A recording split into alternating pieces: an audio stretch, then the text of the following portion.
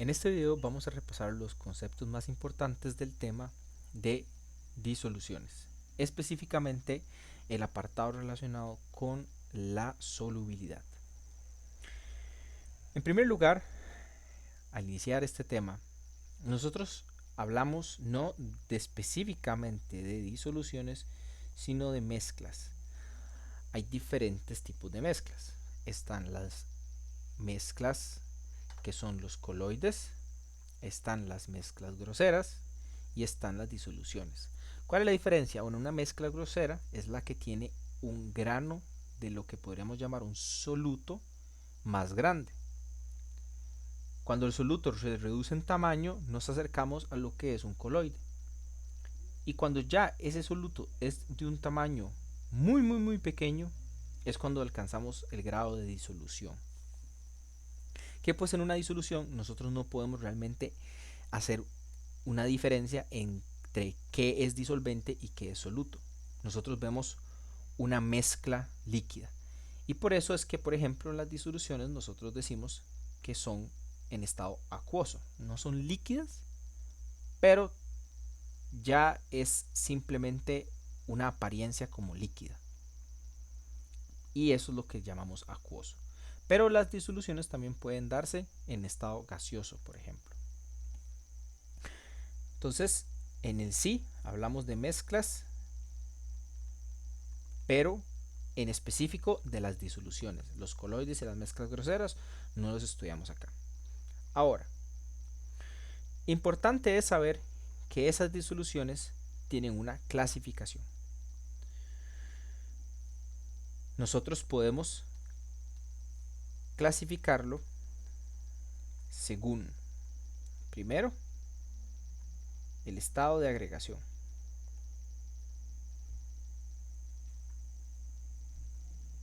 En este caso, muy sencillamente decimos que el soluto adquiere el estado de agregación del disolvente.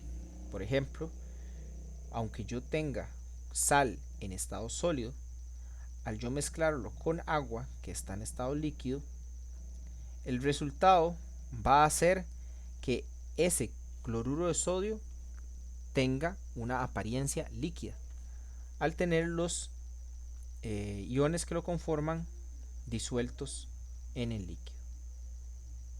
Entonces el estado de agregación va a ser el del disolvente, en pocas palabras. Luego hablamos de la concentración. La concentración no vamos a tratarlo en detalle en este video, porque pues decimos que nosotros tenemos disoluciones pues diluidas o concentradas. Pero qué tan diluido o qué tan concentrado está muy relacionado con la magnitud en la que lo represento, que es lo que yo llamo unidades de concentración.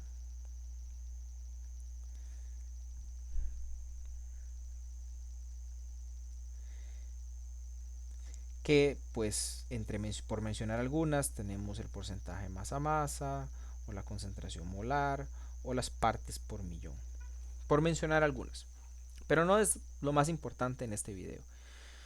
A quien sí hay que prestarle esencial atención es que podemos clasificar las disoluciones según su conductividad. Entender la clasificación por conductividad va a ser vital para poder estudiar no solo este apartado de la solubilidad, sino también las propiedades coligativas, por ejemplo, el tema de equilibrio ácido-base. Muchos temas dependen de poder clasificar correctamente un soluto según la conductividad que va a presentar al estar disuelto. En especial por los primeros dos subclasificaciones. Tenemos a lo que son los electrolitos fuertes.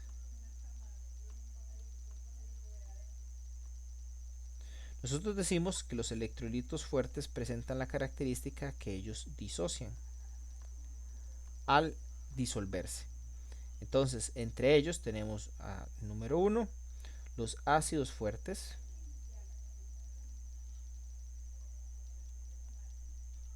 Que los ácidos fuertes son solamente 7 especies.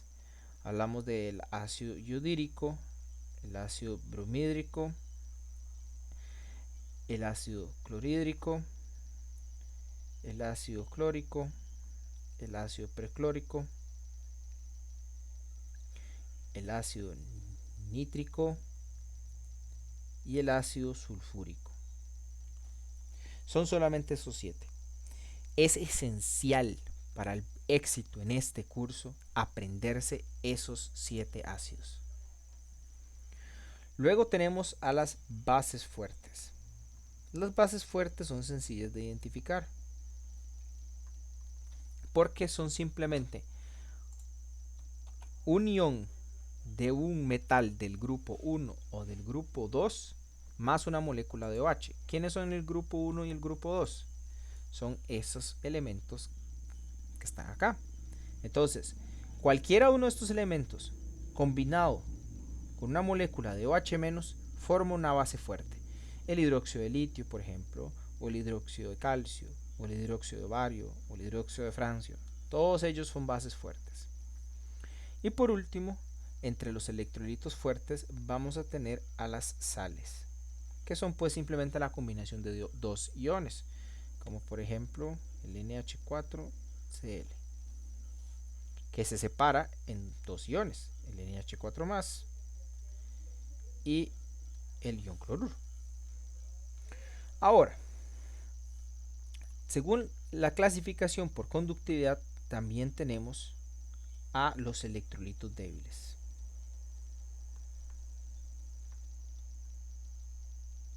Ahora, los electrolitos débiles son relativamente sencillos de identificar porque entre ellos vamos a tener a los ácidos débiles. Ahora, hay montones de ácidos en la naturaleza. ¿Cómo identificar cuáles son débiles y cuáles son fuertes? Pues resulta que fuertes solo son 7, que son los que mencioné previamente, estos de acá. ¿Quiénes son ácidos débiles? Pues simplemente decimos que son todos los ácidos que no sean fuertes. Entonces, cualquier ácido que se les aparezca en un ejercicio que no sea uno de estos, se clasifica como ácido débil. Luego tenemos a las bases débiles, que de la misma manera, toda base que no sea una base fuerte será una base débil.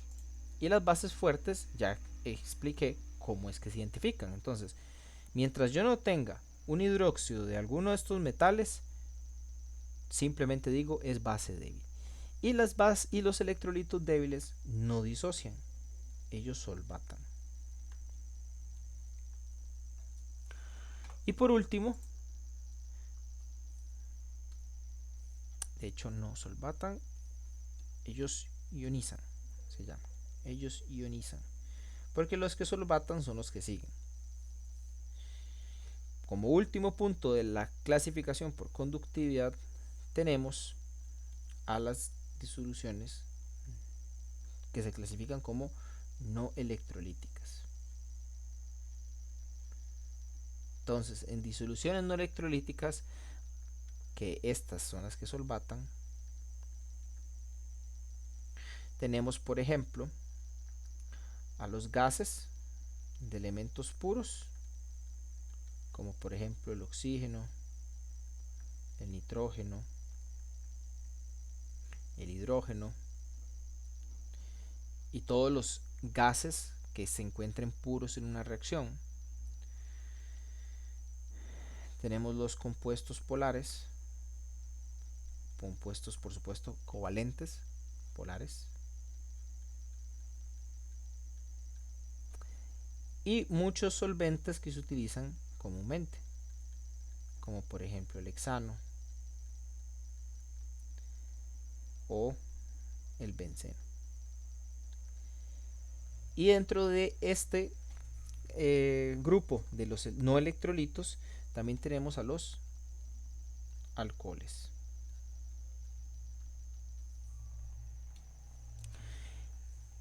Aprenderse este mapa conceptual es de mucha ayuda a la hora de trabajar el tema de disoluciones. Ahora, hablemos de otra propiedad de las disoluciones, que es la que principalmente se trabaja en este apartado, que es la solubilidad.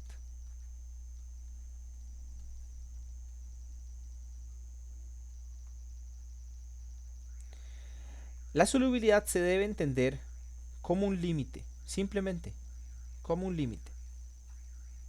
Es un límite de cuánto soluto cabe por unidad de disolvente a una cierta temperatura. Entonces, por ejemplo, si yo tengo una solubilidad de 359 gramos de una sal cualquiera por cada 1000 mililitros de agua, ¿qué quiere decir eso? Que si tengo un recipiente de 1000 mililitros y lo lleno con 1000 mililitros, lo único que yo soy capaz de disolver son 359 gramos. No puedo disolver más que eso. Sí puedo disolver menos, pero no puedo pasarme de 359. Por supuesto que si yo tengo más disolvente, llamemos de que la solubilidad ahora la vamos a trabajar no en un recipiente de 1000, sino en un recipiente de 2000, entonces la cantidad de soluto que cabe pues se va a multiplicar. ¿En cuánto? Por 2, porque estamos aumentando el disolvente al doble. Entonces ahora nos cabe 718 gramos de esa sal. Pero ambas son valores correctos de solubilidad, digamos, para una misma disolución, porque mantienen la misma proporción. Pero el límite siempre es el mismo. Si hago en 1000, mi límite es que puedo agregar 359 gramos. Si resulta que ahora hago 2000 de disolvente, mi límite pues se duplica, pero la proporción siempre es la misma. Y eso, por supuesto, a un dato de temperatura fijo. Porque resulta que yo puedo tener diferentes valores de solubilidad a distintas temperaturas. ¿Cómo se va a ver afectado eso? Lo vamos a ver más adelante. Por el momento concentrémonos en que la solubilidad depende de la temperatura. Entonces, tomemos por ejemplo esta gráfica. Esta gráfica muestra cada uno de los valores de solubilidad a distintas temperaturas. Es tomar los valores individuales y graficarlos puntito por puntito de tal forma que se forma una enorme gráfica.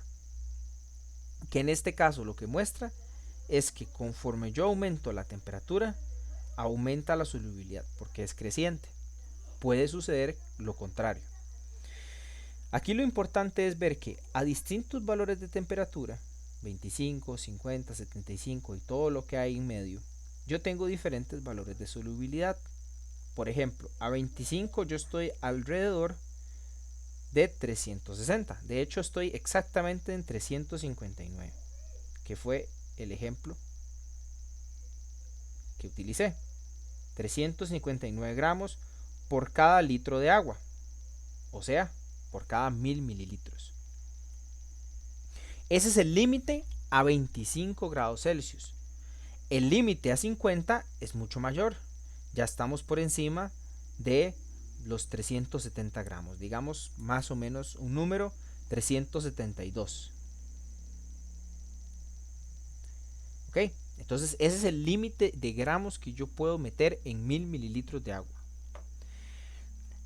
Ese estado, o mejor dicho, todos estos estados, todos esos valores a diferentes temperaturas que conforman la gráfica, son valores que yo llamo saturados. Eso es lo que se llama una disolución saturada, porque tiene específicamente la cantidad de soluto que me cabe en ese disolvente. O sea, lo saturé. Los valores que se encuentran por debajo de esa gráfica son valores que yo llamo insaturados.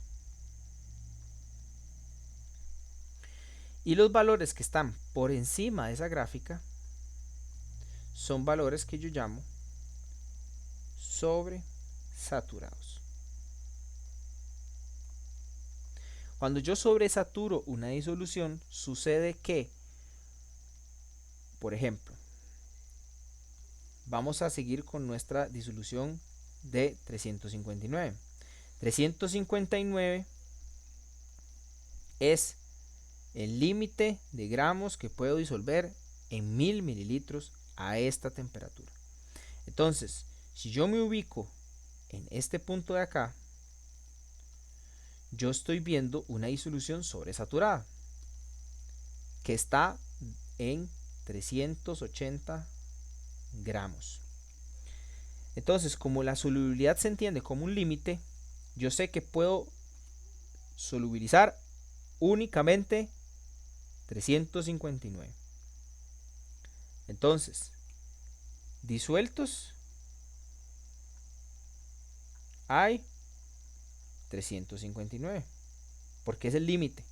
Si yo eché 380, si yo eché 400, si yo eché 1 kilo del soluto, se me solubilizan solamente 359 a esta temperatura 25. Entonces, sin disolver, hay pues la diferencia, que son 21 gramos. Esto es un ejemplo de lo que realmente muy comúnmente se pregunta en los exámenes. Te dan una disolución sobresaturada, te dan un valor de solubilidad y te dicen hay soluto que no se solubilizó, o todo el soluto se solubilizó, o estoy en una disolución insaturada. ¿Cómo lo evalúan? Simplemente observando, ok, ¿cuál es el límite de esa temperatura? Ok, es cierto valor. ¿Estoy por encima de ese límite o estoy por debajo del límite o estoy justo en el límite? Y eso lo evalúan como, ok, ¿estoy sobresaturado o estoy insaturado o estoy justamente saturado? Dependerá de comparar con respecto al valor de solubilidad que les den. Y es muy importante que cuando ustedes realizan estos ejercicios se fijen en el valor que les dan dando como referencia. Por ejemplo, acá son 359 por cada 1000. Si ustedes quieren comparar datos de solubilidad, digamos que la solubilidad son 359 por cada 1000, pero les dicen que están disolviendo 480 en 1500. Hacer la comparación de este número con este número no es correcto, porque yo tengo que estar siempre en base al mismo denominador. Por eso ustedes aplican regla de 3. Todo eso se verá ejemplificado en el video de ejercicios, pero son detalles que tal vez, detalles prácticos que no se mencionan con tanta detalle en las clases, por ejemplo, con sus profesores. Ahora, para concluir el video, vamos a hablar del último punto que es importante para el tema de solubilidad, que son los factores que afectan la solubilidad. El primer factor es las interacciones soluto-disolvente. Importante aquí es recalcar lo siguiente. Solutos puedo tener dos. O tengo compuestos iónicos o tengo compuestos covalentes. ¿Ok? Y disolventes puedo tener dos. O tengo disolventes polares o tengo disolventes no polares. ¿Ok? Con respecto al disolvente, él va a presentar dos propiedades. Él va a presentar o un momento, bueno, no o, va a presentar un momento dipolar que en el caso de ser igual a 0 estoy hablando de un compuesto no polar, y en el caso de ser diferente de cero, estoy hablando de un compuesto polar. Muy bien. Entonces, esta es una característica que los disolventes presentan. Por otro lado, los disolventes presentan lo que se conoce como una constante dieléctrica. Esa constante dieléctrica puede ser alta o baja. ¿De qué me sirve a mí, por ejemplo, entonces, conocer si es un compuesto polar o no polar y en cuánto es su valor de polaridad? ¿Y en qué me sirve a mí conocer la constante eléctrica y en cuánto está la magnitud de esa constante? Porque, por un lado, los compuestos solutos covalentes van a disolverse en el disolvente según la polaridad que tenga el soluto y que tenga el disolvente. Lo que dice la teoría específicamente es que a mayor atracción entre moléculas, mayor solubilidad. Entonces, hay una regla no escrita que, ojo, no aplica en todos los casos, pero sí en muchos casos, es que los compuestos disolventes polares disuelven solutos polares y los disolventes no polares disuelven solutos no polares. Hay excepciones, por eso no es una regla. Por ejemplo, el jabón. El jabón es un compuesto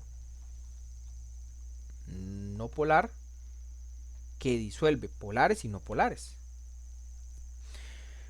Pero sí se cumple en la mayoría de los casos que los polares disuelven polares y los no polares no polares. Por el tema de que hay una mayor atracción entre las moléculas. Pero esto es importante cuando yo estoy trabajando solutos covalentes. Sea covalente polar o covalente no polar, pero solutos covalentes. Y cuando trabajo solutos covalentes, lo que tenga yo de constante eléctrica no me importa. Porque la constante eléctrica sirve para otra cosa. Vamos a ver de qué trata.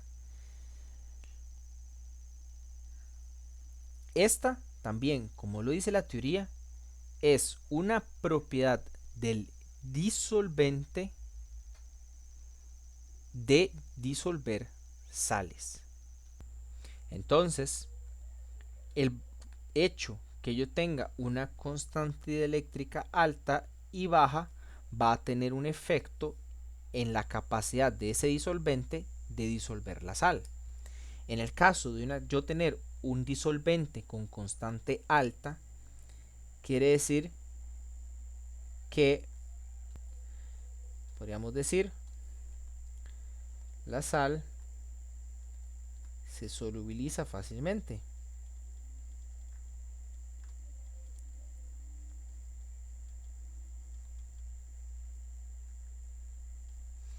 Y cuando yo tengo una constante baja, más bien la sal se solubiliza menos, por así decirlo, en términos prácticos.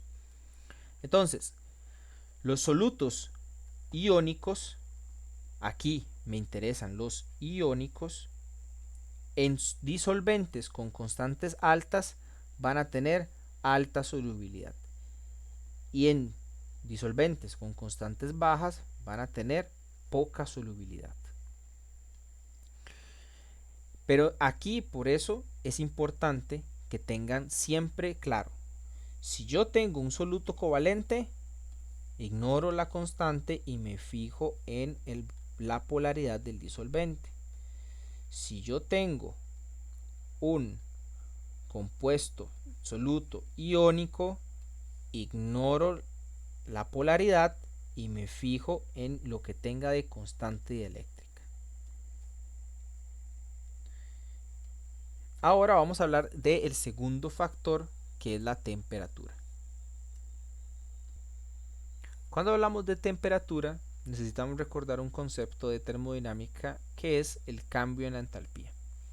que si recordamos, este podía ser positivo o podía ser negativo. Si era positivo, yo hablaba que mi reacción o mi proceso o lo que sea es endotérmico, y si es negativo es un proceso exotérmico. En este caso, al proceso que nos referimos es al proceso de disolución. Entonces, si disolver ese soluto libera energía, yo estoy hablando de un proceso exotérmico. Pero si más bien para que ese soluto se disuelva, él va a absorber energía, va a ser un proceso de disolución endotérmico. Cada uno de ellos va a comportarse de diferente manera. Entonces, para cada uno de ellos, si se recuerdan de la grafiquita que estudiamos, esa gráfica era creciente. Conforme yo estaba aumentando la temperatura, la solubilidad aumentaba. Eso sucede en el caso de que yo tengo un proceso de disolución endotérmico, o sea, con un cambio de entalpía positivo. El caso contrario, más bien, es cuando tengo un proceso de disolución exotérmico, que a mayor temperatura, más bien la solubilidad disminuye. Y es muy sencillo simplemente aprendérselo así. Endotérmico, la solubilidad aumenta con la temperatura. Exotérmico, la solubilidad disminuye con la temperatura. Y nada más. Y por último, tenemos el factor presión. Que el factor presión es esencial entender que aplica solamente a solutos gaseosos en disolventes líquidos, como por ejemplo el gas en las bebidas gaseosas, que es un gas que está disuelto en un líquido, pero la concentración de ese gas depende de la presión que tenga. Aquí no hay mucha ciencia, realmente es simplemente saber que a mayor presión ejerza yo, mayor solubilidad. Y justamente esta relación entre presión y solubilidad lo explica algo que se llama la ley de Henry, que simplemente lo pone de forma numérica. Dice que la concentración de ese gas es igual a una constante por la presión. Entonces aquí se puede ver que a mayor presión, mayor concentración. Y estos son los factores que afectan la solubilidad. Y con esto concluimos este video del repaso.